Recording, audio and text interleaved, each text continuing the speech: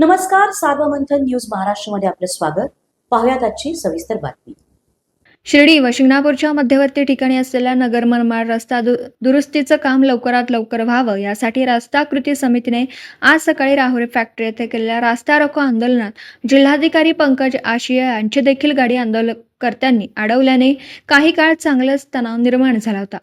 मात्र पोलिसांनी वेळीच हस्तक्षेप केल्याने जिल्हाधिकाऱ्यांना पर्यायी मार्गाने शिर्डीकडे जावं लागलं. सुमारे तासभर झालेल्या या रस्ता रोकोने अनेकांची तारांबळ उडाली होती.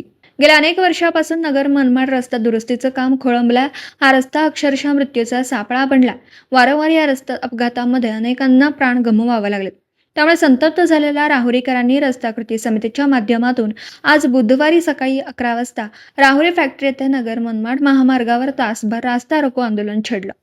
तासभर झालेल्या या रस्ता रोको आंदोलनाने रस्त्याच्या दुतर्फा वाहनांच्या मोठ्या रांगा लागल्या होत्या. त्यातच कामानिमित्त जिल्हाधिकारी पंकज आशिया हे शिर्डीकडे जात असताना त्यांना देखील या रास्ता रोकोचा सामना करावा लागला. ही गाडी पोलीस रास्ता रोकोतून काढून देत असताना अनेक आंदोलकांनी त्यावर आक्षेप घेत त्यांना देखील या भावना कळाल्या पाहिजेत म्हणून त्यांची देखील गाडी सोडू नका म्हणत ही गाडी अडवल्याने काही काळ चांगला तणाव निर्माण झाला होता. मात्र पोलिसांनी प्रसंगावधान राखत पर्यायी मार्गाने गाडी शिर्डीकडे रवाना केली. प्रसंगी अनेक आंदोलनकर्त्यांनी शासनावर रोष व्यक्त करत लवकरात लवकर या रस्त्याच्या कामाची दुरुस्ती करावी अशी मागणी केली. यावेळी प्रशासनास निवेदन देण्यात आलं. आंदोलनामुळे काही काळ वाहतूक ठप्प झाली होती.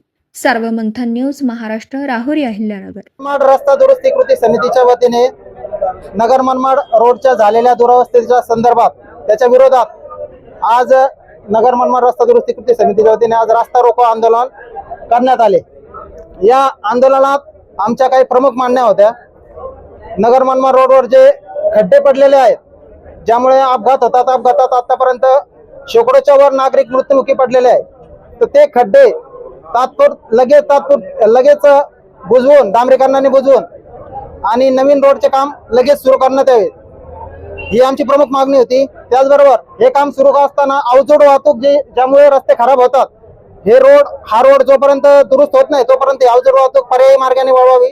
तिसरा जो आमचा प्रश्न होता, राहुरी फॅक्टरीचे जे नाल्या त्यांनी बांधलेल्या आहे त्याची ड्रॉइंग, त्याची वर्क ऑर्डर नागरिकांसाठी प्रसिद्ध करावी. अथवा या ठिकाणाहून अंडरग्राउंड लाईन, ड्रेनेज लाईन त्यांनी सुरू करावी. आणि आता जे काम थांबवलेलं आहे त्यांनी ते पण तात्काळ सुरू करून घ्या.